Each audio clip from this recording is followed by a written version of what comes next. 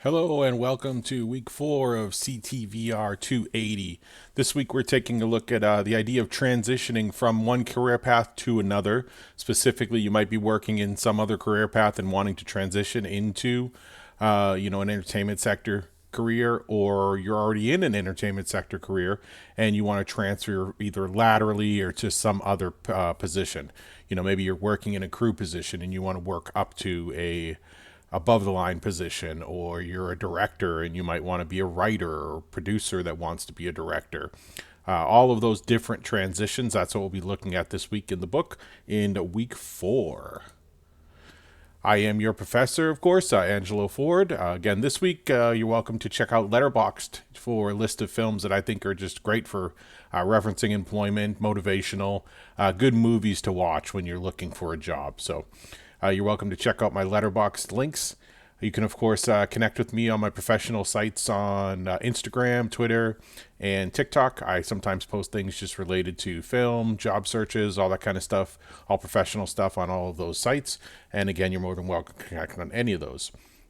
You can always get a hold of me via my email, which needs to be updated. I've got my Pasadena email on here, and it should be my Saddleback email. I copied this slide over, so aford@saddleback.edu space. Oh, let's make that one gray. And let's make this one yellow. No better time than the present, right? To fix something when we see it wrong. So you're welcome to connect me on my email here at Saddleback. It's aford@saddleback.edu.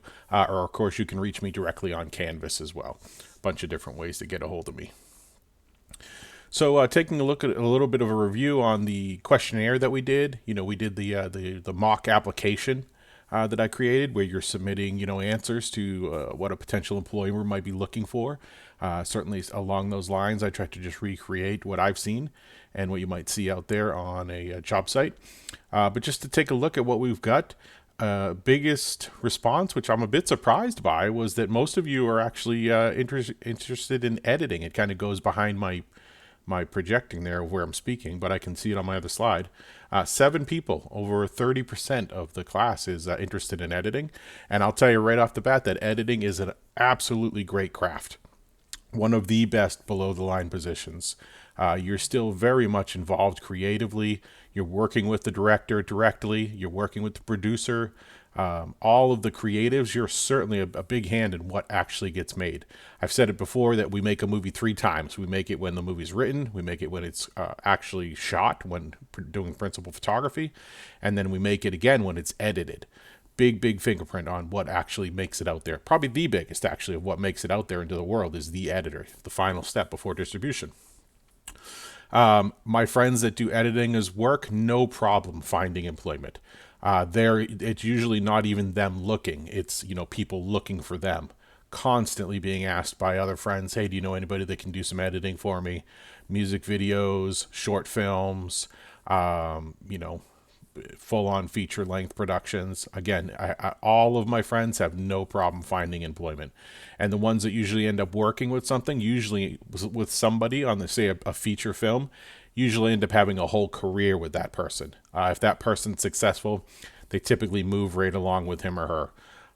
Editors are very much part of like a symbiotic relationship with the director, with the filmmakers. Steven Spielberg, Ryan Johnston, these big name directors have, editors and teams that they like to work with over the long term. So if you get onto something like that, it's very easy to make a career.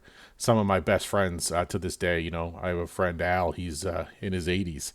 He had an absolutely fabulous job, career in editing all throughout his entire career, working with greats all over the years. So that's great to see. It's certainly a great craft. I would definitely encourage that. Keep taking classes, get in finding work and then just staying on that pipeline. And it shouldn't be a problem for you. So that's really great to see. Writer, that's a bit of an opposite story. Writing is extremely difficult to actually find employment and get your stuff out there. You have to keep doing it. You have to put your work out there. You have to submit to contests, writing contests. Work with other young film producers to make short films to hopefully get noticed. Actually getting something picked up at the studio level, at the big time level, almost nearly impossible in today's world. It just does not happen very often. That's not to say that it is impossible. You can do it, particularly if you're actually really good. If you're a really good writer, your writing is actually incredible. You're putting it out there and you're getting great feedback. You're winning contests. You're absolutely gonna, be able to have a fast career in that and be picked up. It's just that not many of us are that good. I'm talking like great, not just good, but great. How do you get there? You keep honing your craft. You keep writing. You keep showing your material to friends. You keep, entering contests. You keep working with small productions to put stuff out into the world and hopefully win a festival. Again, certainly possible. It's just a very, very difficult path. Your best chances are going to be, again, networking and finding somebody that or connect you to an agent and a manager and, somebody that's going to work on your behalf to put your material out there. Writers and directors, middle of the line. If you're producing your own work, you're obviously making work for yourself. You're working on teams. Big part of that then becomes finding money to do it. Finding people to fund your advancement, basically. Whether it's a short film or a feature film. You can find work, in such things as a director and a producer. Again, I see a lot of people are interested in that. It's just, if I'm a producer, why am I giving you money if you've never done it before type of thing? It's Occam's razor. It's, the simplest answer. It's this idea of, catch 22. How do I get experienced if nobody's willing to hire me? But the answer is you go out and make material on your own. You make short films. Again, same as a writer, you're entering contests. You're going out to film festivals. You're networking with people. You're shaking all those hands, making the deals, putting yourself out there as much as you can to try to find that work. Cinematographer, not too much of a shortage there, particularly, again, if you're good. If you can operate a camera and light a scene, you can do more than just one thing. That's an absolute plus. You're not just the person that can light the scene. You're not just the person that knows how to use a red. You can do all of these things. You're likely to, constantly be finding pipeline work as well. Keep finding that pipeline and building it. And again, just keep working with people that and expanding your horizons out there and building your network. Acting is a whole different subject. You're going out on those casting calls and you're actually putting yourself out there, trying to get into productions. You're going to, conferences and events to network with more people. And, you're finding things, you're finding productions that look like they're a great fit. Backstage.com is a really great place to, put your resume up there, have a profile, and then engage. Go out on the message boards. Go into groups like, I don't use Facebook much, but I still use it for the groups. There's still some great Facebook groups out there that you can go out and engage with and comment on. You can find other sites, up and coming ones as well. Things on Clubhouse, things on Instagram, just different groups that people create, participate in those, and keep putting your headshots out there and trying to find the right roles for you. Sound engineers, again, not too much trouble. They're kind of like the editing craft. Everybody needs sound engineer. It's the number one worst thing on every short film, on every student film, on every low budget feature film. Sound is always the number one thing that's overlooked. So if you have your own gear, especially, invest some money in a couple $1,000s worth of gear, you're going to be constantly brought on to film sets, hired as a crew member to do work with no problem. And then the other crew positions, support positions, those are all pretty much like regular jobs. You're applying on websites, maybe on WarnerBrothers.com or Sony.com. You're looking to possibly, work in their accounting department or their production department as an assistant. And you're going through all of the things that we've been talking about. You're having a nice cover letter, a good resume. You're going in and making a good impression on an actual interview. And then you're killing it when you get there. You're the one that's doing everything above and beyond their position You're trying to learn other positions. You're kind of just scoping out how the whole organization works and integrating yourself into that to be an integral part of it. I think I covered everybody on that. And let's take a look at the next slide, which was you submitting on your strengths and weaknesses. I'm super, super thrilled to see so many of you answered the ability to adapt. By far, that is the number one right answer. If you don't know what else to say when somebody asks you your strengths and weaknesses, your answer is my ability to adapt, because that is the number one thing that's going to carry you through any position. You might not know how to use a camera or turn on a light, light a scene, or dress a scene, or make wardrobe. But if you're willing to learn and you can adapt and learn these things quickly, you're going to have no problem constantly again finding pipeline work. So that's a great answer. Always ability to adapt. Really nice to see that. Organization is another one up there. 50% of you said organization, another great skill. Again, who can argue with, being organized, having a schedule, knowing how to put stuff together and make stuff happen on time. It's huge. Story development, absolutely excellent. That's again, if you're a writer and you didn't answer story development, that's a big red flag. Which again, I can see how each person answered, and somebody that's doing one of these types of application sites can as well. They can see that you said you want to be a writer, but that you didn't answer, story development. They can see that you answered director and then you didn't say blocking a scene. You really need to understand like how each one of these things correlate to, what your intended position is. Motivating talent. If you're a director and you didn't say motivating talent, that's a huge red flag. Scheduling, budgeting, all of those things should be absolute producing elements. Sound engineering would go to sound. Editing, clearly sound, Again, so you should make sure that you're correlating your answers. Like if I ask you about what position you're interested in, have a good idea that, if I say about directing, for instance, have a good idea that, blocking a scene, motivating talent, those are all key parts of directing, versus something like cinematography. Lighting a scene is a key part of being able to be a cinematographer. So you should understand that. Camera operation is part of being a cinematographer. So again, to not keep harping on it, but just make sure that you understand how different terms correlate to the positions that you're in.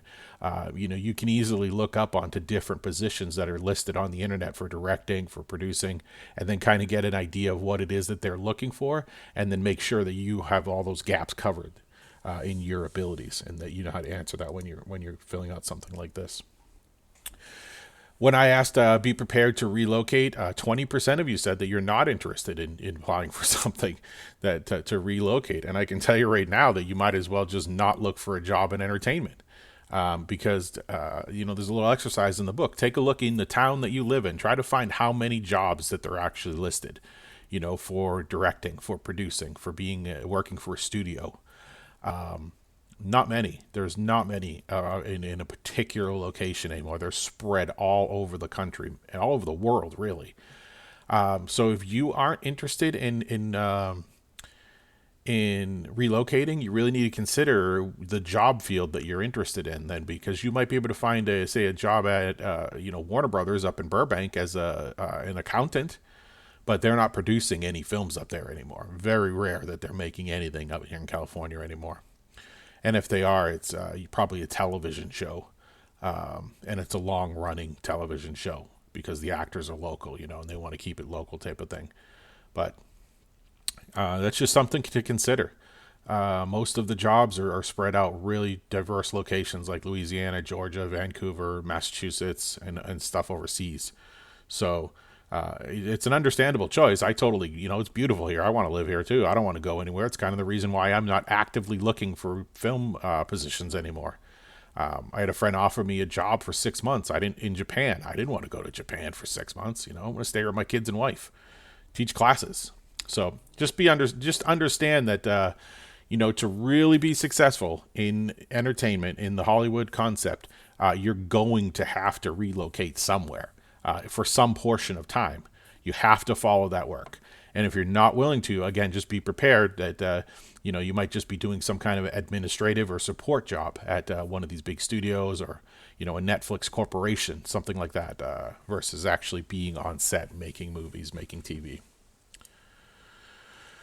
When we're looking at transitioning into the entertainment sector, there's a few things that really you need to consider and be advised of. One is that it's an extreme, even at best, it's an extreme long shot. There are so few jobs and so many people applying. Again, you'll hear me say it over and over.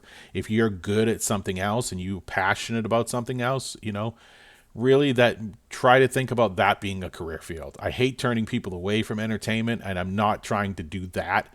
I'm just trying to make you understand that I have so many friends that struggle so much for so many years. I'm talking 10 plus years that they've been trying to, quote unquote, break into the business. Some of them came from all over the country to be out here, and it's the opposite of what they should have done, in my opinion. They should have moved someplace like Vancouver, or certainly Georgia or Louisiana. Tons of work there. So it is an extreme long shot, and you have to prepare yourself for that mentally. You're in it for multiple years, and be prepared on how that actually affects your life. Again, a lot of my friends, they didn't think about that. I'm in my mid 40s. I have two kids. One's 13, one's 11, and I didn't think of it. I went and got my MFA in film in, my late 30s. It didn't even dawn on me that my kids would be in high school and that I want to be around after school. When they're coming home, it just wasn't even something I was thinking about when I was doing my master's degree in film.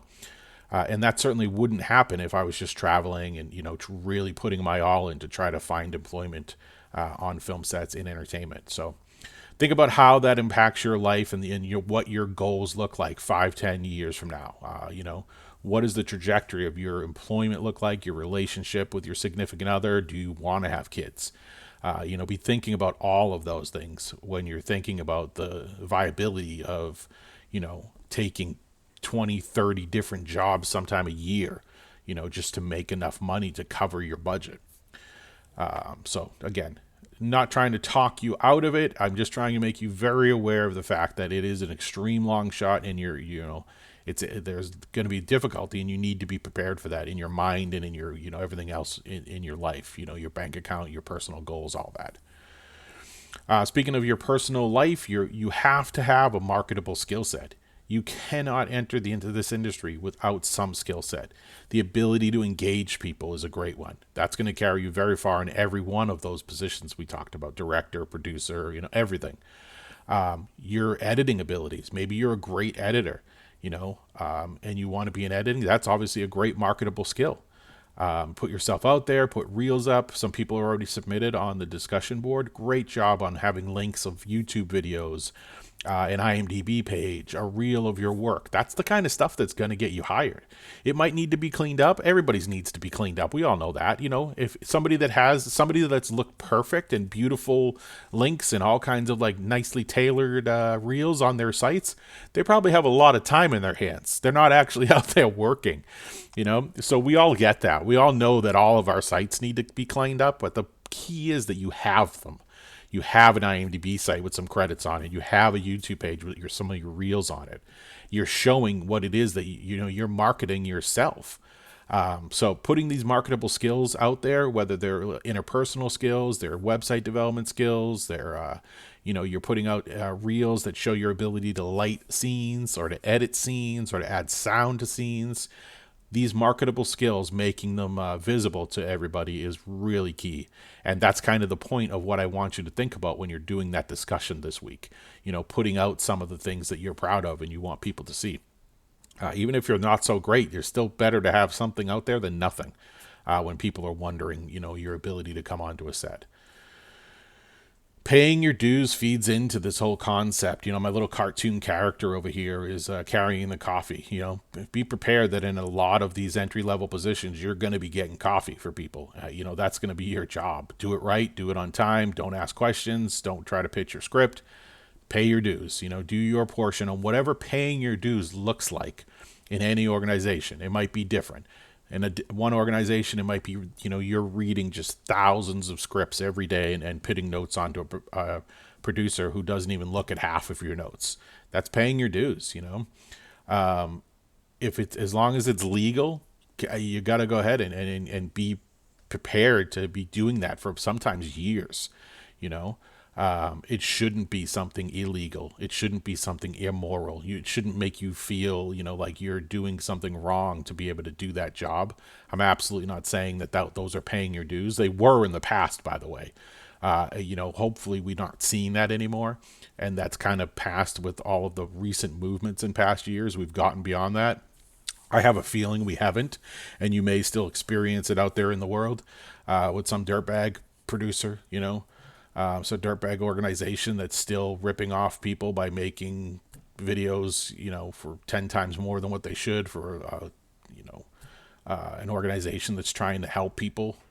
So you might still see that, but again, you should be able to figure that out. What paying your dues means is putting in the work over a decent amount of time before you kind of like break down the barrier, to get into the other side of that, which is, you the one then having people that are paying their dues helping support you in your work. So there's this concept, that we all have to truly consider of maintaining a day job. And sometimes those day jobs are probably better off for you than the actual work that you're trying to get into.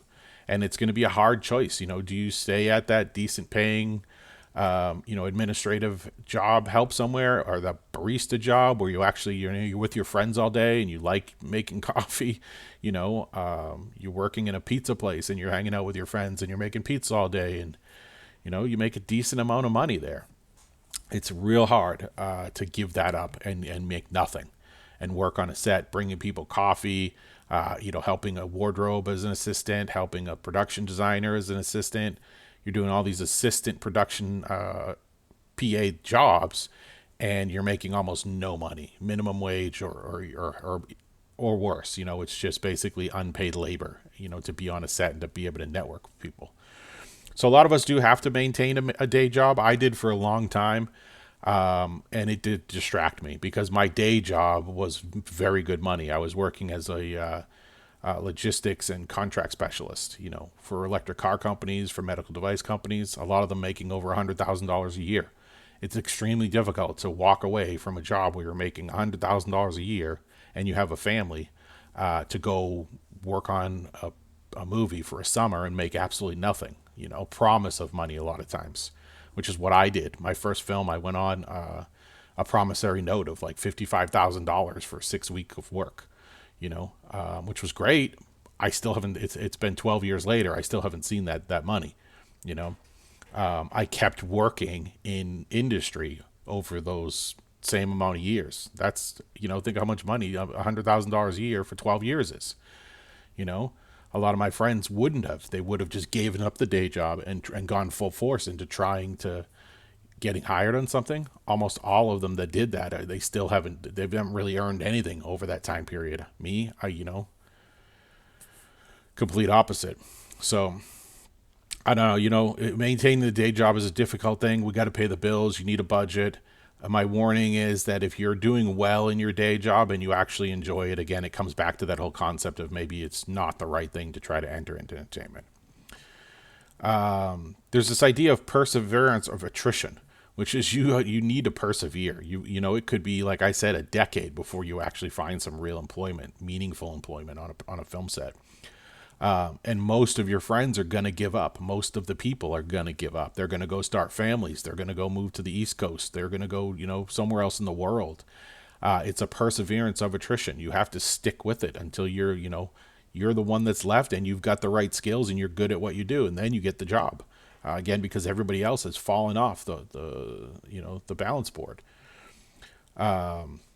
You have to create situational luck. My grandmother used to say that luck is where opportunity meets preparation. And that's what I mean by situational luck. You have to create these opportunities for yourself. You have to go be part of, put yourself in film festivals where this is the opportunity to be discovered and you're prepared for it so that if somebody does, hear your pitch and likes it, you're ready to go. There's this concept, the concept that you're prepared for it. That's what I mean by creating situational luck. And, all of these things together really help when you're transitioning into entertainment. It's finding a balance, finding a day job that you're happy with, but it's something that you'd gladly give up if the right opportunity comes along, or that you could live without. It's finding enough in your budget to know how long you can go for without working, without getting paid for. All of that coming together in the transitional period to kind of help you out. It leads into this balancing act. This is a little app that I'm developing on the side. It's the concept that there's only 168 hours in a week. If you take 24 hours, you multiply it by 7, you get 168 hours. And like, if you're like most of us, you're probably sleeping for 7 or 8 of those hours per day. So knock 50 hours right off of that, and then working another 60, 72 hours on film sets easily. You could be doing another 10, 25 on a side day job hustle that you're trying to do. Leaves you very little time for yourself, and very little time, for your family and friends. And you will burn out. You will. My little chart here, I put together with this Venn diagram. Your friends and your family, yourself and your work. If you're not working and you're just spending time with yourself and your friends, well, then you're going to be broke and you're not going to be able to do anything. If you're just self and work, you're going to be totally isolated, alone, lonely. There's no life to live. I've been there. I've done that myself, actually. Same thing with your friends and family and your work, but you're not taking any time for a hobby. You're not taking any time to, decompress and just have some, private time for yourself. Again, stressed out, burnout, central. So it's all about finding that happy medium of all of whatever it is. This is what's important to me. Whatever it is that's most important to you, finding the overlap of that, and allocating your time appropriately is what it comes down to. It really is. I love the book says that obsessive devotion and patience, and I completely agree with that sentiment in the book. You have to be obsessively devoted to this concept of balancing, staying ahead of the budget, staying ahead of, your time commitments for you, your family. It's super critical. You have to allocate that time effectively when you're transitioning into entertainment. When you're in and you're established, sure, it's going to be a little bit easier. You have a bit of money and you have, more opportunities for other things. But entertainment, you're always going to find yourself balancing time and money in some format or another. They're inversely related in entertainment, in most jobs, but particularly in an entertainment sector. Paying your dues, we talked about a little bit before. You got to be expected for low paid and no pay. Sometimes these jobs, entry level, you're going to do them for no pay, just as an assistant to break into somewhere. They're always going to be extremely long hours. On a film set, you're typically looking at a 12-hour day. I've heard horror stories of people working 18-hour days on film sets and totally being taken advantage of. I don't recommend working on sets like that. Nothing good usually ever comes out of it, But be prepared for paying these dues of low pay, long hours, and again, very little short-term payback. It's not like you're going to go be a PA, work on a set, you're going to bust your ass, and somebody's going to be like, oh, you're hired, you're going to be on this next Iron Man set, and we're going to pay you $250,000. It doesn't happen. Never happens. Not even in the most, lucky of situations does something like that happen. So there's very little short-term payback. Medium and long-term, absolutely. And by that, I mean short-term, I mean, months.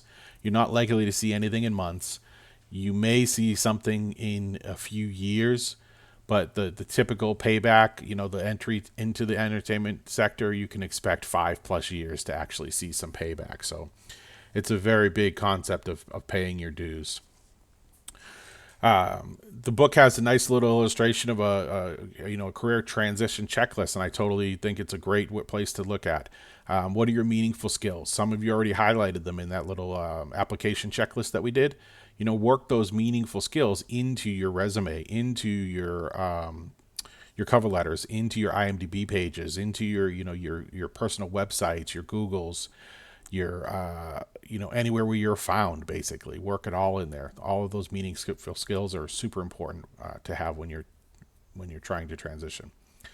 Demonstrated success is a huge portion. Again, some of you already put links on the discussion board. You showing your reels, showing contests that you've won, showing awards that you've won. Anything that you can do to demonstrate success, and it doesn't necessarily need to be a direct correlation. but showing potential employers that you can be successful at things, it's a good indicator of, how you're going to do in another similar application. So definitely check into that. Having a network of contacts is massive. It probably is the biggest impact of any one single thing you could do. It's to build your list of networks. And you can do it on LinkedIn is a great place. You can do it, within your friend list. But building that list of contacts is huge. And if you are going to find work, it's not likely to be found in the people that direct you know you. It's likely to be found from the people that know them. That next circle out, When a friend of mine says, Angelo, do you know somebody who does this? Oh yeah, I know this person.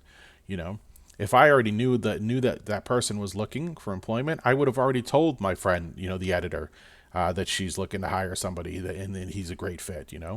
So it's those next rungs out, and you really don't tap into that unless you're engaging in something like LinkedIn or other network sites, and taking advantage of that.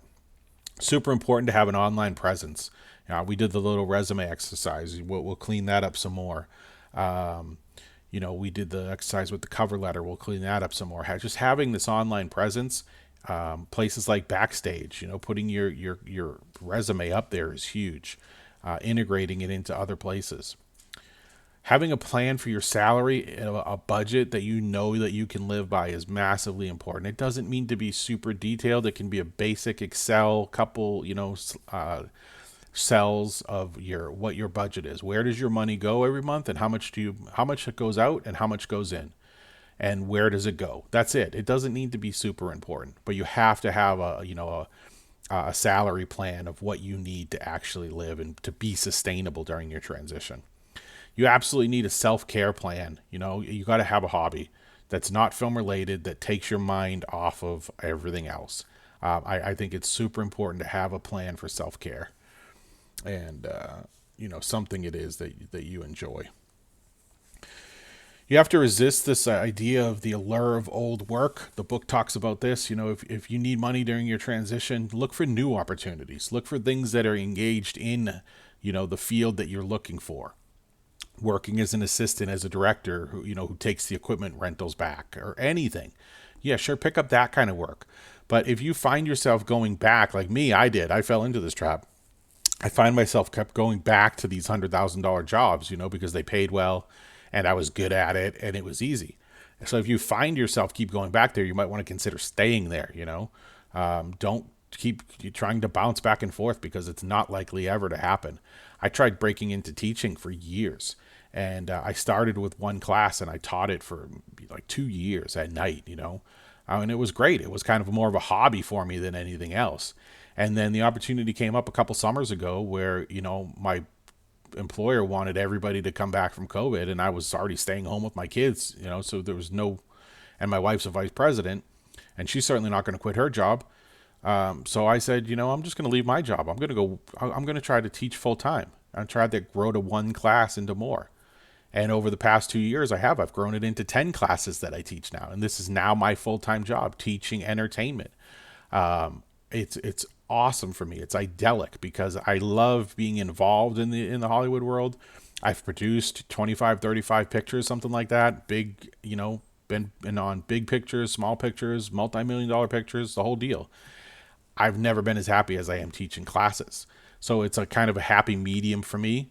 And that I found that, I've done the work to know what it is and what's required, and I don't want to do it. It's not, I would rather be back in logistics and supply chain making $100,000 than working on, small productions here and there for little bits of money, or big productions for big chunks of money, but then no more big productions for months. So just be thinking about that. You really have to resist that allure. I love this Disney's quote that around here, we don't look backwards very long. We keep moving forward, opening new doors, and doing new things. And curiosity keeps leading us down new paths. I've found that to be super true in life. So look forward to those new opportunities. And if you need more work, try to find it in the realms that you're already trying to expand in. Don't look backwards to, going back to your old job that paid you well and was comfortable, because you'll find yourself just, becoming complacent in that arena and never really trying to put your foot forward. And then the people who are putting that foot forward are the ones that are going to get all those jobs. The ones that are committing, to work on the jobs for free for a couple months. You'll find them getting more work while you're just being passed over because you're not fully in it. Chapter 18 exercise that you'll find on page 202 is really a great one. It says it challenges you to identify 3 entertainment companies, and I would take it a bit more. Instead of just what it says in the exercise, try to find them in your city specifically. Try to look for them in Orange County. Look for them up in LA County. What do you find for jobs that are available in those 3 different locales? If you want to take that a step further, look out into some place like Louisiana, Georgia, Vancouver, Massachusetts. What do you see there? So just look for entertainment jobs. You don't have to submit anything. It's all for your own education. Then it challenges you to create a mock business card for yourself. And again, I highly recommend this. I have tons of business cards in different locales, and I like a website called moo.com, moo.com. I love it. It's a little bit more money, but you can create every single card differently. So instead of getting 200 cards that all say Angelo Ford, producer, I can get one that says Angelo Ford producer, one that says Angelo Ford screenwriter, one that says Angelo Ford professor. Every single card I can do differently. There's a little illustration here with the typewriters. You can have a different image on every card. You can have different information on every card. So I highly recommend taking a look at that and at least create a mock card. Go through these. All these websites have free template creators that you can go on and create a card. Make a mock card like I did here, and then download it for yourself. Something to aspire to. And when you get a little bit extra money, go ahead and order some cards and give them out to your network. Hand them out when you go to places. You will find a response, even in this day and age, from handing out business cards. So page 202, it's a good exercise for both the little 2 things that it wants you to do there. Go ahead and check that out.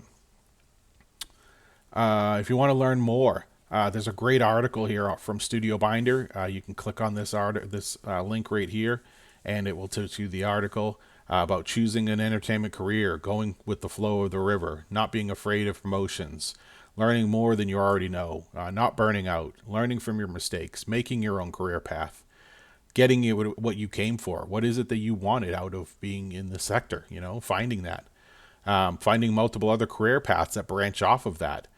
And then having it all, being the producer in Hollywood, being the writer, being the professor. What is it that you want? Having that, and then sustaining it into a career that you can be happy with. So you can check that out. A little bit extra there for you about learning more. Just to recap on what we've talked about in this lesson this week, it is an evolving landscape. There's new platforms. You've got Netflix, you've got Hulu. Every other day it seems to be that there's some plus, coming along. They're all going to need content, and somebody's going to have to make it. Somebody's going to have to write it, develop it, produce it, edit it, the whole deal, and that means opportunity for you. So be a part of that evolving landscape. Find out what's changing and be the first to get in there. We have giant shifts in diversity and gender focus, which are finally coming into play. Companies are specifically hiring along these lines, so if it works for you, take advantage of it. It's been such an overlooked thing for so long that it needs to be brought to the focus of today's environment and hiring. So, take advantage of those trends if you fall into them. There is no right way to any of this. My way, your way, it's all different, It is different for every single person I know. I don't think I know a single person who had the same experience of coming into the entertainment sector. It's all completely different. It's driven by this concept of guidelines, but we have really no rules in the industry. There's very few rules, and if there are, they apply to something like SAG or the WGA or DGA guilds, all these unions, professional unions, which you can't join until you're well, established as somebody that's working in the industry. So they often don't even apply to you unless you're working on one of those type of productions. But finding what the standard ideas of these operating practices are, and then building your path within them is super important. And knowing that there is no right way of doing it, finding what works is what works. But one of the things that does work really well is networking. I can't say it enough. Just assuming doesn't, assuming it doesn't jeopardize your current career, talk to what you want to do with everybody. If talking to your current manager at, a camera shop that you work at is going to, turn them off of giving you a promotion, or, that you'll be making more money while you're looking for a job in entertainment, think twice about that. But that's the only reason I wouldn't, talk to what it is that you want to do with somebody. You never know whose cousin, aunt, uncle is going to have an opportunity. Certainly when you're at things like film festivals, workshops, anywhere where there's film organizations involved, be prepared to have those cards with you and be prepared to just network with as many people as you can. Get on lists, join clubs, go in groups, participate in all of that kind of stuff. Always be sharing your goals, because you never know who's going to be able to help you out with them. That's all I have for this week. Basically, the idea of transitioning from one career path into a new career path. You can find more in the actual chapter of the book, particularly about, if you're already in Hollywood and you're just looking to transition. There's a whole section in there about that.